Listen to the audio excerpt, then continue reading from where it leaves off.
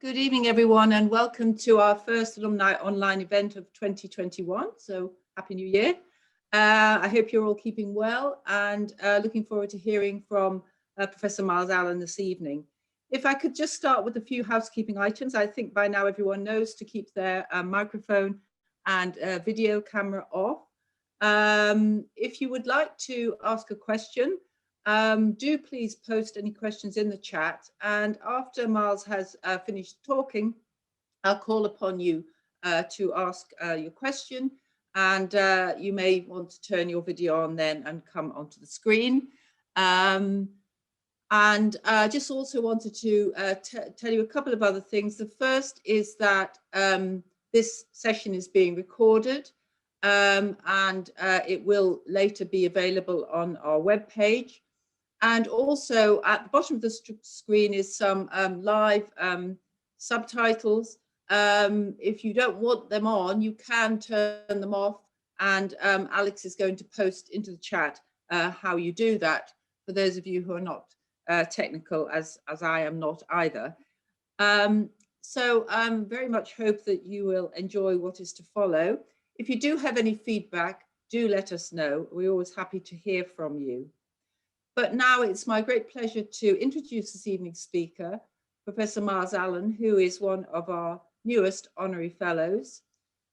Myles came up to St. John's in 1984 to read physics and philosophy, and since then has gone on to very great things.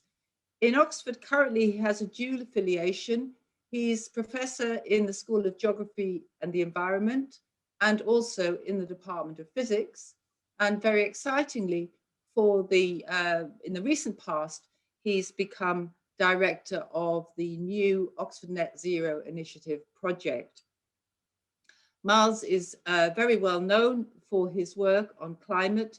He's particularly interested in how human and natural influences on climate can contribute to climate change and to the risks of extreme weather, and also in quantifying some of the implications for long-range forecasts. Last year, we were very privileged to have Myles advise our working group on ethical investments. And much more importantly, he has served on the UN's Intergovernmental Panel on Climate Change. So, Myles, welcome. We're very much looking forward to hearing from you. Thank you very much indeed, Maggie, and it's a great pleasure as a newly appointed honorary fellow, which I'm delighted to rejoin St. John's in that capacity, and also very nice to see, as you were speaking, Maggie, I saw a few familiar names appearing in the waiting rooms. So hello, Jeff, among others, and it'd be nice to catch up with any contemporaries of mine. Do email me afterwards if you find anything I say particularly outrageous. So I want to talk about stopping global warming, in effect, a topic which is on a lot of people's minds at the moment. And I gave myself the title Achieving Net Zero because net zero is something everybody likes to talk about at the moment. It means many different things to different people. It's actually a very simple idea, and I hope I'll try and convince you that we could make things much simpler than we're currently making them for ourselves at the moment. I'll be talking about mostly just big picture stuff, which is all we're exploring in the Oxford Net Zero Initiative. But I mentioned a couple of key grad students I'm working with at the moment, Stuart Jenkins and Eli Mitchell-Larson, and a long-standing collaborator, Stuart Hazeldine at the University of Edinburgh, whose ideas I'll be talking about this evening. But the main sort of inspiration I wanted to use sort of as a visual image for this talk is our Oxford Net Zero logo, which we've designed to evoke the idea of a pathway to net zero, pointing out a few sort of important aspects of any net zero pathway, which is what we need to do to stop fossil fuels from causing global warming. So if you think of this as a schematic pathway for emissions, where the outer envelope is our total production of carbon dioxide, that were hoping to drive downwards over this century, but we're probably not going to drive it down fast enough to stop global warming in time, certainly to meet our climate goals. So that's what these other stripes on this logo correspond to. First of all, we need to acknowledge the basic truth that emerged in the late 2000s or so, a lot of it, I'm proud to say, from work done in the University of Oxford, that if we want to stop global warming, we need to stop dumping carbon dioxide into the atmosphere, full stop. It's a sort of simple truth, and one of those things that perhaps unusually in my career, I spent, well, certainly, I probably spent the first 15 years or so of my academic career doing what academics love to do and say things are more complicated than we thought. Then I spent the second 15 years trying to undo the damage. And this was the first major simplifying result that came out of our work, which was, we'd been arguing for years about what sort of level of carbon dioxide in the atmosphere should we be aiming for, what level of emissions did that correspond to, and eventually around sort of the second half of the 2000s, it emerged that actually the question was really rather simpler than we thought. And in the end, there was no long-term sustainable rate of emitting carbon dioxide in the atmosphere. Every ton of carbon dioxide we dump in the atmosphere drives up global temperatures effectively permanently by much the same amount as every other one. So the only way to stop global warming is to stop dumping carbon dioxide into the atmosphere altogether. Having come to that realization, it then becomes clear that it's the total amount of carbon dioxide you dump in the atmosphere by the time you reach net zero that determines what temperature you end up at. So if we delay reducing emissions, that's what this curve means here. If we delay reducing emissions to the atmosphere to start with, then we just have to drive them down faster later on. So that's the great payoff that's going on at the moment. At the moment, we're not reducing emissions. This schematic optimistically has emissions starting on a downward path right away, but they've been pretty steady for the past few years. There was, of course, a dip of a few percent through the COVID pandemic, but they recovered very rapidly. So one thing which we have learned from COVID is that lockdowns don't really reduce emissions, or at least not nearly as much as you might think. So the idea that we'll somehow solve climate change with some kind of giant global lockdown, I think is a bit of a fantasy and rather a dangerous one at that. So we need to drive down emissions, that's clear. Because it's the total amount of carbon dioxide that we dump in the atmosphere that determines the temperature we end up at, it's quite helpful to think of an analogy, it's actually a pretty good analogy, of a climate breaking time. If you recall from your driving lessons, or if any alumni kids are watching on and learning to drive, if you're approaching a stop sign and it's, say, 3 seconds before you get to the stop, you've got 6 seconds to stop if you hit the brakes right now and slow down steadily. Okay, I'll let you think about that. The reason, of course, it's longer than 3 seconds is because as you slow down, you give yourself more time between now and the stop sign. Exactly by analogy, if it's 20 years before we get to 1.5 degrees, we've got 40 years to get the warming to stop if we hit the brakes now. But every year we delay hitting the brakes, it's 2 years less shaved off the amount of time left we have to stop the warming if we're going to meet that climate goal. So since the Paris Agreement decided we were going to aim for 1.5 degrees back in 2015, we've basically had almost 6 years now of doing the math,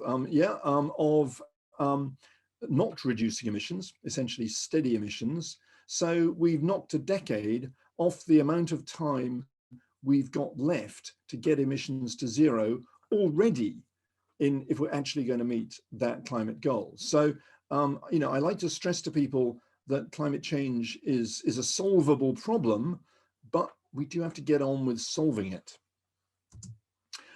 We aren't getting emissions down fast enough in the short term. So one really important element of achieving our climate goals is what is called, sort of in the jargon, nature-based climate solutions, or in a nutshell, mopping up the carbon we generate from burning fossil fuels by restoring ecosystems, restoring mangroves, planting trees. It's a very popular approach to addressing the climate problem. And so we not only have to get emissions down, we have to get our consumption of carbon-based products down, but we also have to start mopping up the carbon we continue to generate by replanting and regenerating the world's ecosystems. This is important in the short term, but it's very important to acknowledge that in the longer term, the ability of our biosphere, that's the world's trees, plants, whales, etc., to mop up fossil carbon is limited by global warming itself. Eventually, the biosphere is going to start re-emitting the carbon we're storing in it back into the atmosphere. So if you like, as the world warms, permafrost melts, the carbon stored in the permafrost is re-released into the atmosphere. Tropical forests dry out, the carbon stored in the forests is re-released into the atmosphere. So we're facing what you might call peak tree. It's a long way away. Well, it's not that, perhaps not that far away, perhaps only a few decades away, when we'll no longer be able to squirrel away the carbon we continue to generate from burning fossil fuels into the biosphere. So thinking long term, we have to go beyond just planting trees. Stopping fossil fuels from causing global warming means rapidly scaling up our ability to store carbon dioxide permanently, which right now means re-injecting it back into the Earth's crust. And this last image is a facility which has been doing this for the past 40 years in the North Sea, run of course by some sensible Norwegians, where they've been pumping carbon dioxide back into the Earth's crust, and where it stays, you know, as far as they can tell, they're monitoring it carefully, it'll stay there for thousands of years, which is what we need to do. We can't afford to dump carbon dioxide in the atmosphere. There's a limit to how much we can mop up by planting trees. So all of the rest will have to go back underground. And that's the destination we need to aim for. Hard net zero, we call it. 1 ton of carbon dioxide has to be refossilized for every ton generated by fossil fuel use. That's what it will take to stop fossil fuels from causing global warming. So how do we get that? Well, first, we do have to stop pretending it's going to be easy. And I have to confess, I wince when I see this particular advert. Of course, I don't particularly want to single out one fossil fuel company. Other, as they say in the BBC, other big bad fossil fuel companies are available. But this is a particularly egregious advert, I think, which sort of implies that, you know, by signing up to Shell Plus, you can drive carbon neutral and everything's going to be to compensate for the carbon released by your driving. Well, in a sense, that's true. I'm not saying they're lying about what's going on at the moment, but what we need is an acknowledgement from the industry, from everybody, that that particular solution is limited. And in particular, both the rights and also the ethics, both the feasibility and indeed the ethics of the world's wealthy expropriating the biosphere to mop up our carbon emissions is going to look increasingly problematic as the century wears on.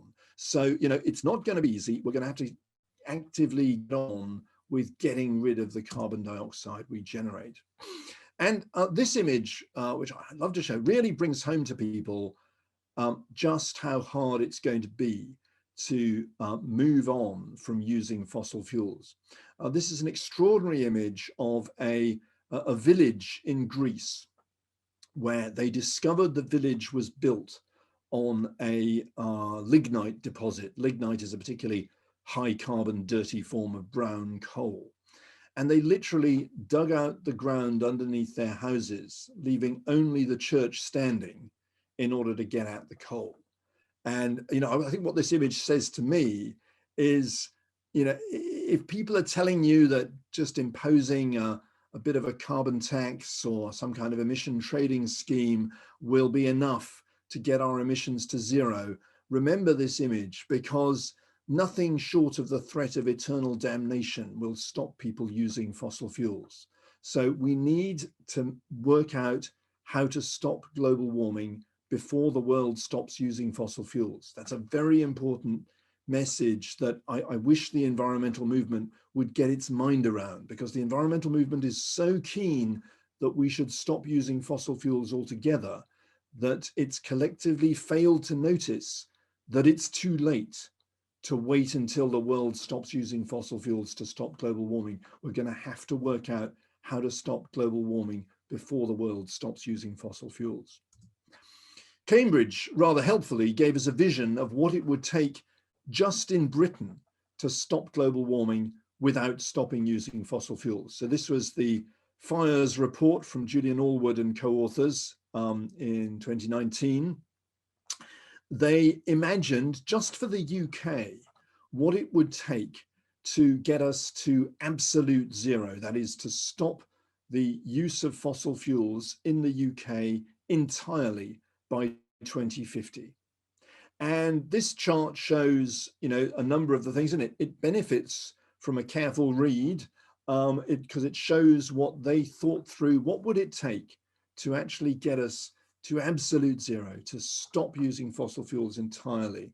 But I'll just highlight a few things. Through the 2020s, all airports except Heathrow, Glasgow and Belfast, you know, one country was allowed. I don't know why Wales didn't get an airport, but I guess they were expected to drive to Heathrow. All would close by 2030. Through the 2030s and 2040s, all remaining airports would close.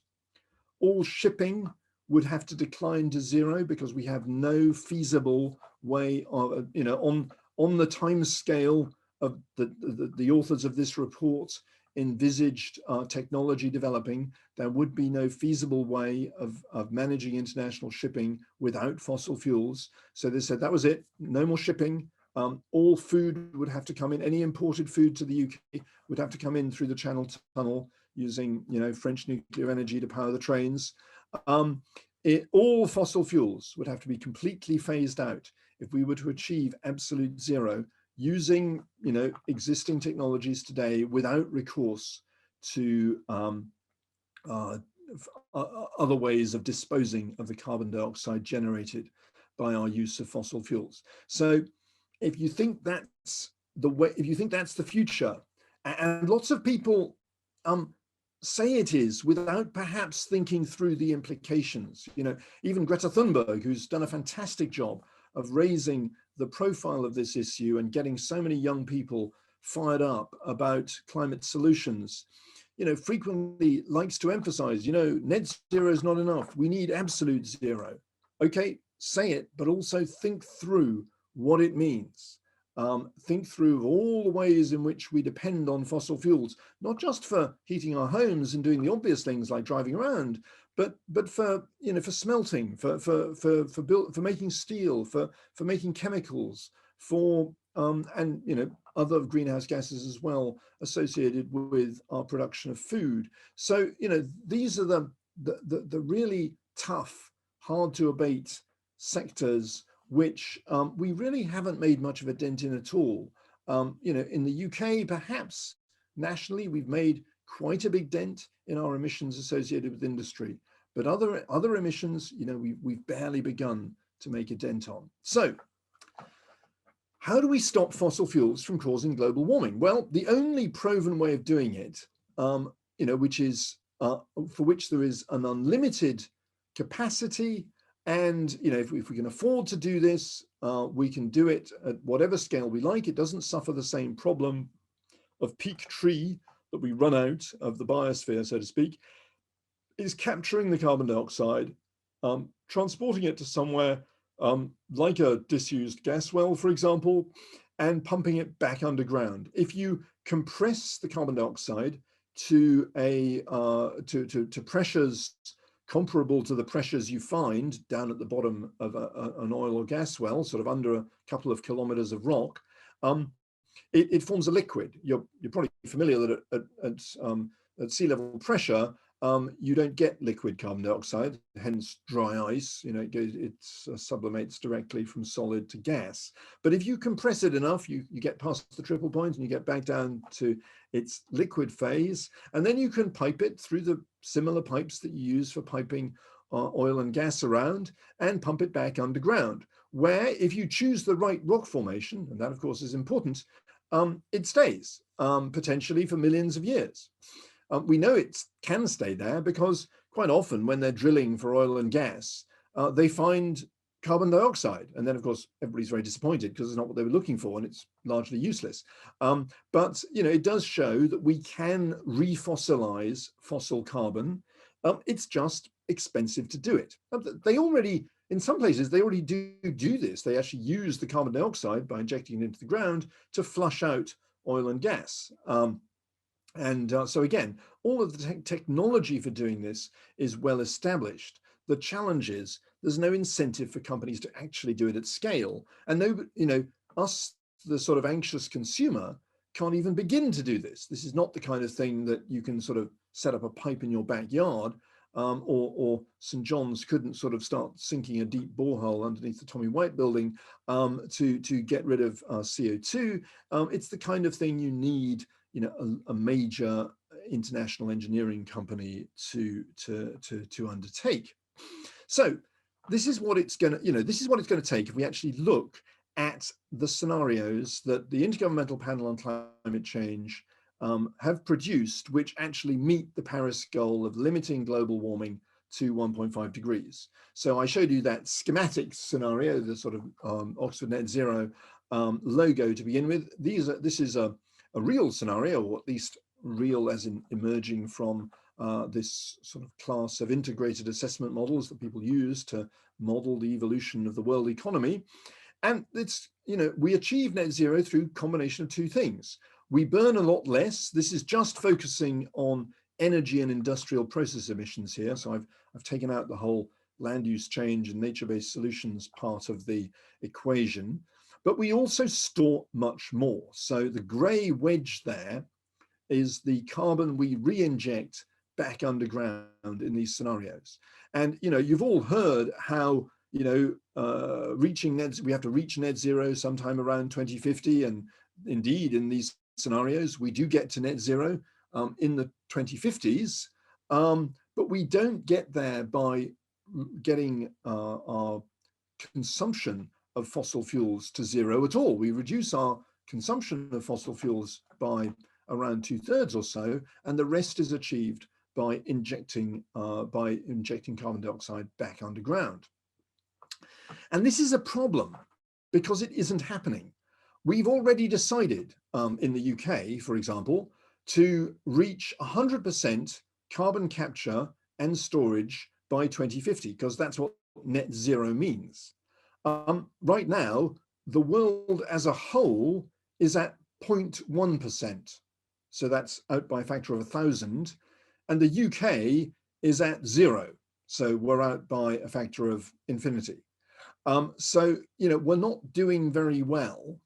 And the reason we're not doing very well is actually well illustrated by this figure in front of you. Apologies if it's a slightly technical figure, but it's the kind of chart that economists love to compare different ways of reducing emissions. So in the vertical here is the cost of reducing emissions using different ways of doing it, you know, replacing coal-fired power stations with gas power stations, for example, that sort of thing. And the red curve shows options for reducing emissions through conservation, through reducing our use of fossil fuels. And out to sort of 30 billion tons of carbon dioxide equivalent, to sort of roughly half the mitigation challenge, it's much cheaper to economize in our use of fossil fuels than it is to store carbon back either underground or even to store carbon permanently in the biosphere. So we're not storing carbon. Where we are reducing emissions, we're doing it by economizing on our use of fossil fuels rather than getting rid of the carbon dioxide they generate. But once we get to the curve of the red curve is really important, because what it shows is there's lots of cheap ways of reducing emissions. In fact, there's some ways of reducing emissions which are more than cheap, that we'd even make money by some of the ways of reducing emissions that are available to us, and we're not doing them for various reasons. But eventually you hit a wall and it becomes really, really expensive to reduce emissions beyond a certain threshold. And that's where you really do depend on having scaled up your capability of getting rid of carbon dioxide directly. And there's a lot of different ways of doing this. You know, the cheap ways of getting rid of carbon dioxide over on the left here. So this is that blue curve, but shown broken down by the different technologies available to do it. And over on the left are the cheap ones, and you'll notice they're all mostly to do with various forms of forestry, ways of storing carbon in the biosphere. There's a couple of exceptions here. There's a very cheap way of getting rid of carbon dioxide, which is from natural gas processing. When they find natural gas, they quite frequently find that it's mixed with carbon dioxide. The industry continues to this day to vent that carbon dioxide into the atmosphere, and it would cost them almost nothing in the grand scheme of things to capture that carbon dioxide and re-inject it back underground. But they're not required to do so. There's no incentive for them to do that, so they don't do it. And we can't really blame the companies for not doing it, because why would a company do something purely out of charity when there's no requirement for them to do it, when there's no regulation for them to do it? This is the problem. We haven't aligned the incentives right to get companies to start getting rid of the carbon dioxide generated by the products they sell. As we work through that's a relatively small storage opportunity there. Working our way up this curve, you can see we're getting up towards more expensive options, but options in which there's a much bigger resource available of carbon dioxide to capture and dispose of. So how can we solve this problem? How can we square this circle of getting to the point of capturing and disposing of 1 ton of carbon dioxide for every ton generated by our continued use in fossil fuels? And how can we do that in time to get us to net zero by mid-century? So just imagine a group of countries. The UK, the Netherlands, and Norway would be a fantastic example of 3 countries with great resources for storing CO2. They all preen themselves over being climate leaders. Norway's doing a bit. The Netherlands thinking hard about it. The UK is just dithering at the moment on this one. They decide they're going to get to net zero, and they're going to do it by making sure that by the time we get to 2050, 1 ton's being disposed of for every ton generated by continued use of fossil fuels. And they're going to do that, and they decide they're going to do this not by the taxpayer solving the problem on behalf of the industry, but by simply asking the industry to get on with disposing of CO2 itself. So the country, you introduce a licensing condition that anyone selling fossil fuels has to certify that a fraction, and it's a start small, but it's a rising fraction of the carbon dioxide generated by those fuels has been geologically sequestered. You let the companies source that CO2 from any CO2 that would otherwise have ended up in the atmosphere. So they'd all start off with their own emissions, then they'd probably move on to industrial sources, and eventually they'd end up recapturing carbon dioxide from the atmosphere itself. Because of course, carbon dioxide that's vented to the atmosphere through the back of a jet plane can't be captured at source. The only way of capturing that carbon dioxide or compensating for the impact of that carbon dioxide is by recapturing carbon dioxide from the atmosphere, compressing it, and re-injecting it back underground. We know what we have to do with this sequestered fraction. It has to rise on average by 3.3% per year over the next 30 years in order to achieve net zero. That's not a policy, that's not a scenario, it's just a fact. That's what it takes to get from 0 to 100% in 30 years. Now, the sort of wriggle room, if you like, is what shape you want that curve to be. But we can look at our scenarios to ask ourselves, you know, what's a reasonable shape that doesn't backload all the cost onto the next generation? And the scenarios tell us something like a quadratic, which goes up sort of by the square of the time. So if it was roughly 10% in 2030, 50% in 2040, 100% in 2050, that'd be about right. So 10% in 2030 is entirely achievable. But right now, the UK, with much fanfare, is aiming for maybe 1.5%. The reason we're aiming so low is because we're assuming that it will be paid for by the taxpayer. And of course, the taxpayer doesn't have any money at the moment. But the fossil fuel industry has plenty of money. They could do this. If they had to get to 10% storage by 2030 as a licensing condition of continuing to sell their product, they'd just do it. And if they had to get to 50% by 2040, they'd carry on, and they'd do that too. And if they had to get 100%, they'd do that too. This is an industry that knows how to do stuff. Of course, there is a catch, which is it costs money, but it doesn't cost, you know, it doesn't cost the earth, so to speak. Let's say to start with, capturing carbon dioxide costs $50 per ton of CO2. That's pretty high estimate, but let's just use that as a ballpark. That's because there's plenty of CO2 available, plenty of options for capturing it for compression and storage.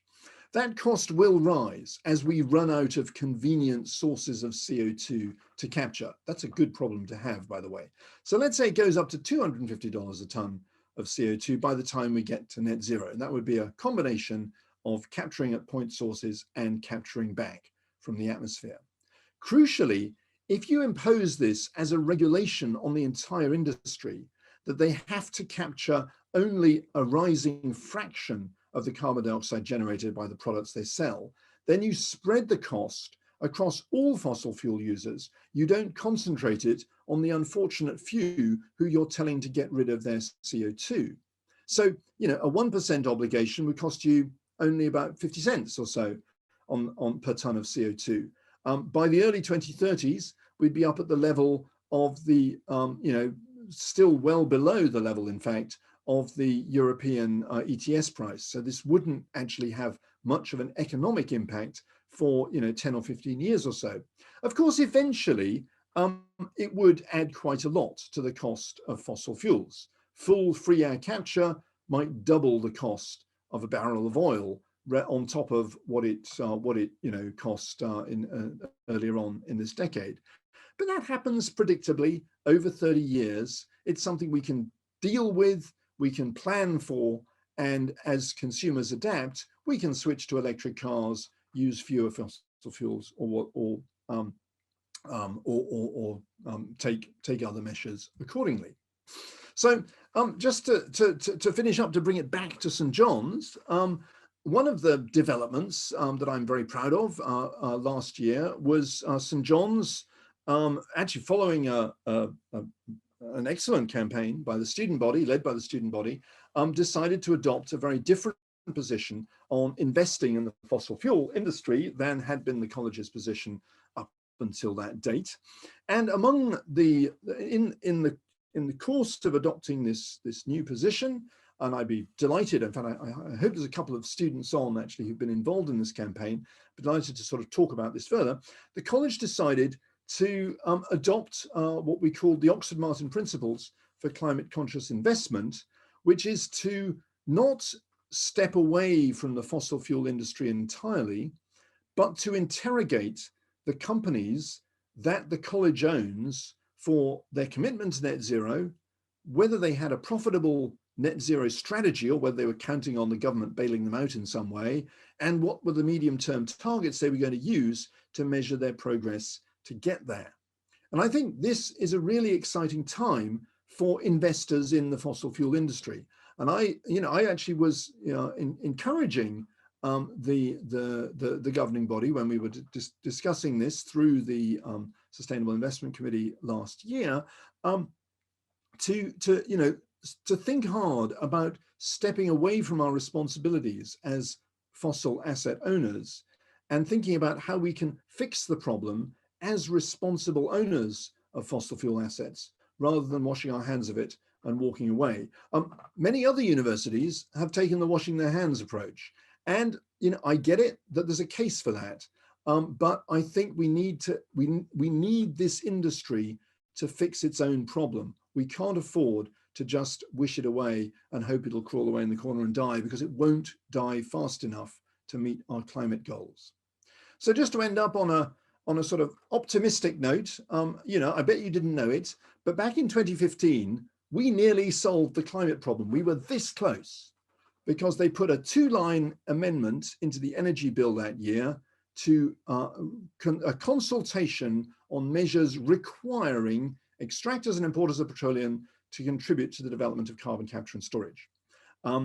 It was lobbied out by the forces of darkness, combination of both Oil and Gas UK and Renewables UK, both hated it and got rid of it. But the idea's out there, it could come back. And I hope people are starting to take it seriously again, because it's the only way we've got of stopping fossil fuels from causing global warming in time. And on that, I'm hoping we've got plenty of questions.